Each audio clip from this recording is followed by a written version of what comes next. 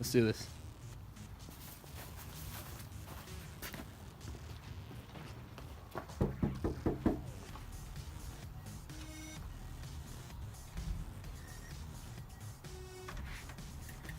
Hi. Hi, I'm Jaden. Hi, Jaden. Hi, I'm Anthony. Hi, Anthony. I'm Jerry. We would like Hi, to Ty. interview you Hi. about your job. Would that be fine? That'd be wonderful. You guys want to come in? Yeah. Sure. Come on in. Shut the door behind you and come on in here. All right.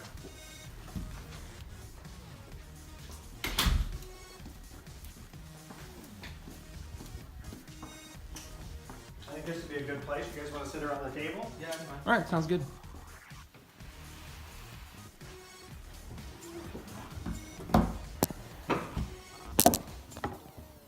What's this for? It's for our freshman seminar class. Yeah, we have to do interviews on like a certain subject that we got from our teacher. Very cool.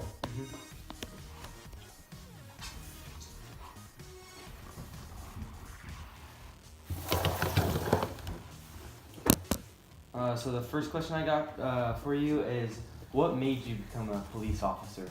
Yeah, it's a good question. So, I'm 58 years old, and there was a television program on called Adam 12. So, well before TV shows like you see today with law enforcement, this particular one followed two guys around in a LAPD car, and it just seemed to be a very realistic view of what law enforcement looked like. And since I was around 12, 13 years old, I've always wanted to be a cop for some agency.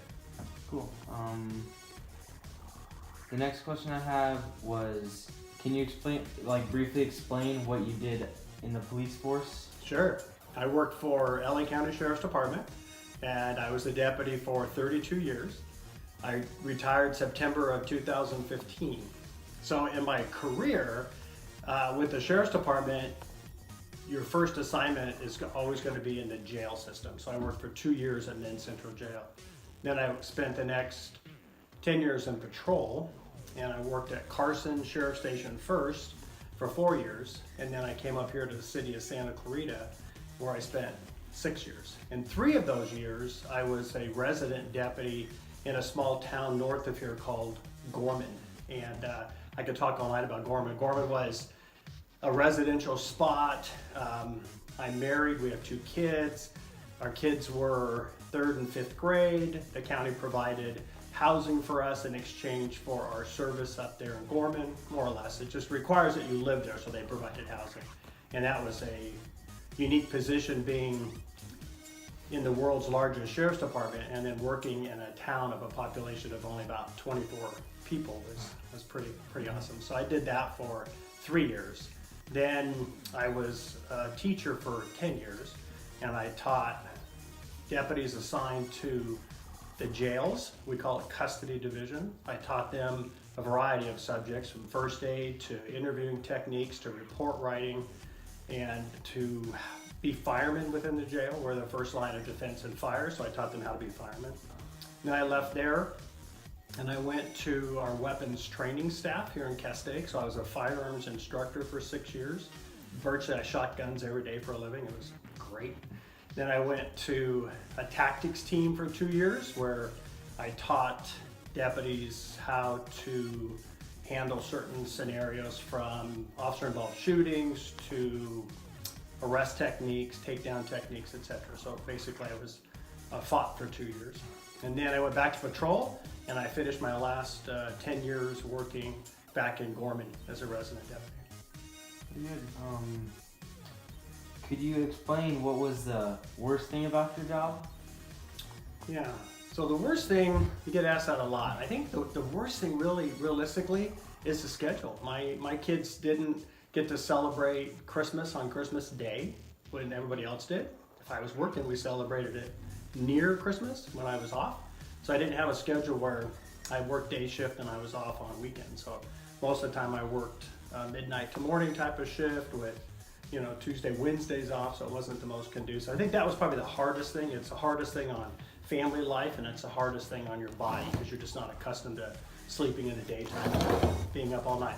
If you mean the hardest thing, what I think you mean, I think probably dealing with just it's always like the bad side. I used to joke and say, you call a fireman, everybody likes a fireman. Fireman comes to your house because they're there to rescue you or to save you in some capacity. Law enforcement shows up usually because there's something that bad happened to you. You either were a victim of a crime or somebody was killed in your family, and I'm there to tell you about it. So I think that's the hardest part, always dealing on the negative side. What was the best part about your job? Yeah, the best part. So the best part, almost quite the opposite. You know, there's times when you get to go to a house, maybe they were the victim of something, but I get to be a positive influence in a time where it's not such a positive influence in their life. So I could go and help them work through something. I've planned funerals before because people had family members that had passed away and they hadn't planned for it. They hadn't been ready for it. I could be unemotionally attached and I could work them through it really quickly. That's something positive in a bad scenario. I could help them reassure their kids that if their house was broken into, it's an isolated incident. It isn't a boogeyman coming back to target them again and again, and help their kids, just be comforted knowing that. Sometimes, and you might hear this on the news even today, where a family gets victimized around Christmas. So lots of deputies and police officers will get together with their peers and pool money together and buy gifts for the kids, which were stolen during holidays. Those are always really positive feelings, to have. Can you explain what all the stuff is on your belt while on duty? Sure. There's a lot. So first of all, we have a gun. Yeah. And depends on what police agency you work for. When I first started, I carried a revolver, just a different style of a pistol, like a Western style pistol, probably what you guys would be familiar with. And then we switched over to a semi-automatic pistol, which was really a long time ago, but late, considering how long weapons have been around. That was 1989. And I carried a semi-automatic pistol. And then the other thing on the gun belt would be extra ammunition, so it magazines to hold ammo for your pistol in case you run out. Handcuffs. We had a baton, a radio. We had pepper spray, keys. Some would carry a pocket knife of some sort, just for a variety of reasons. Never for a weapon, more just a tool to use. That was probably about it. Do you think it was hard work or luck that got you to where you are today? Yeah, so I'm not really sure how to answer that. So hard work meaning, as far as, it wasn't difficult for me. I loved it. I loved going to work every day. I didn't miss work because it was a drag to go to work this day or that day. I just thoroughly loved my job. It was a great, great job. I think that in itself helps me get where I am today. I don't have a negative outlook on my job when I was doing it. Now that I'm retired, I don't miss it because I don't miss what it does to your mind and to your body. It's a nice reprieve to just know that I don't have to go through those times again like I did for all those years when I was much younger. But I think hard work got me good jobs while I was working. Hard work got me into what's called the training bureau for 10 years where I got to teach.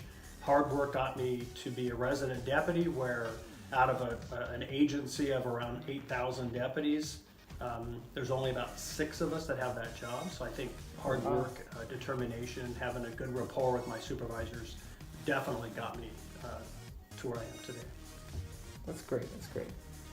Did anyone discourage you from becoming a police officer, or did anyone pressure you to be in a different career? Yes.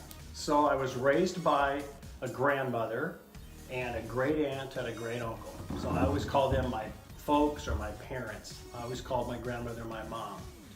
I don't remember my mom being overly excited or not excited about me being a deputy sheriff, but I remember my uncle, who was my father figure, saying to me, why don't you become a mechanic or something safer? I distinctly remember that as if it happened to me yesterday.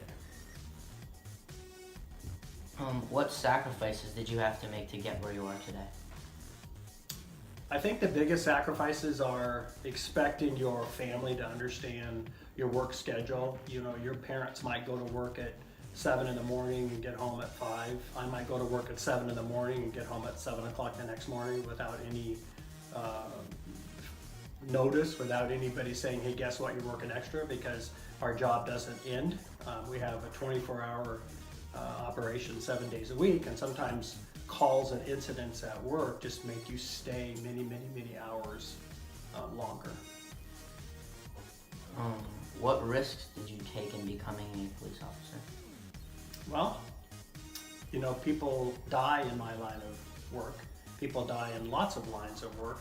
But if you look at mine, just with LA County Sheriff's Department, in 32 years, there were 32 deputies killed. So one a year in any employment is a lot of fatalities. And although some of ours are car accidents, that's another big risk we take in deciding you want to take a path in law enforcement. It's just knowing that. You know, the military would be similar, but law enforcement by far would probably be the most prevalent public service job where you lose your life. Were there any classes in high school you would encourage us to take to help us prepare to become a police officer? Yeah, so when I was in high school, I went to high school in Paramount here in California, and we didn't offer any programs per se directly related to school, but what we had back then was a Sheriff Explorer program, and I volunteered to become a Sheriff Explorer when I was 15 and went through a Sheriff Academy. I was assigned out of the Lakewood Sheriff Station. I did that for 6 years till I turned 21.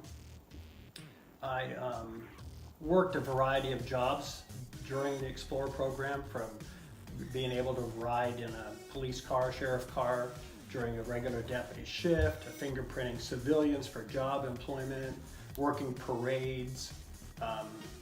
That was a great job, and I actually met my wife of 39 years. She was also an Explorer at Lakewood Sheriff Station, and that's where I met her.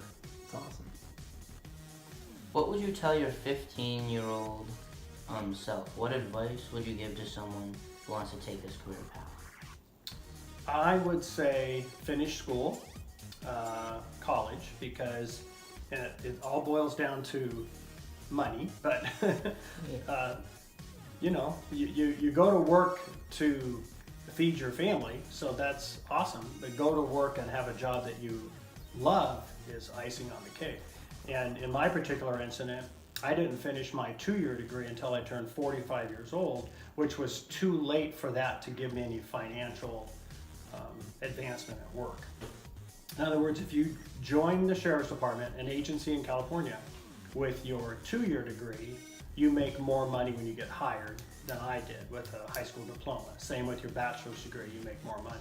So if you add that up over the years and with overtime hours, etc., it ends up being a tremendous amount of money.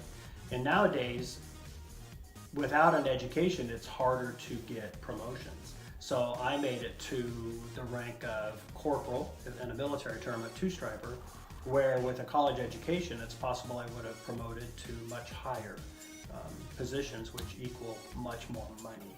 I'm not money hungry. I'm very content with the situation I'm in, but to answer your question, I think education would be the most important. At least it gives you more opportunities. If you want to take a test, you can. If you don't want the promotion, you can deny it. But All right. Huh? All right. Are there any questions I didn't ask that I should have asked? you guys asked me some questions I didn't anticipate. I think a question that most cops get asked is, have you ever had to shoot anybody? No. Have you ever had to pull your gun out? Yes, numerous times. It's just somewhat standard procedure when you're dealing with certain categories of criminals. So felonies, the worst crimes you can commit, you're always going to err on the side of caution and point your gun at somebody as a precautionary measurement. But that's not occurred to me, and I'm thankful for that. I'm thankful that I didn't have to deal with any severe traumatic incidents involving kids. I have been around kids that have been abused and molested, and I've taken them from family members and put them in children's service situations, but they've been minor and they've been able to be reunited with family members, so that was always a good thing. So, God's protected me from not having to deal with too many traumatic incidents. Right. In most of our questions, you've answered other questions that we have. So this will probably be our final question. Where can I find more information about this career? So within law enforcement, for me, I'm a fan of LA County Sheriff's Department. You can go to LASD, like David.org, and you can read about it. You can read about the Explore program. The Los Angeles Police Department has the same type of website, LAPD.org. They have an Explore program as well. And your high school here in Santa Clarita Valley has deputy sheriffs assigned to it. That's another place to go and get some resource info from them. Santa Clarita Sheriff Station is located in this town. They're all open all the time. You can always go inside the station and get info as well. All right. So, Anthony, what did you like most about what he's said to us? I just thought, like everything was cool, like that you said that police officers would gather and like give presents for people that have gotten like robbed. I thought that was really cool. Good.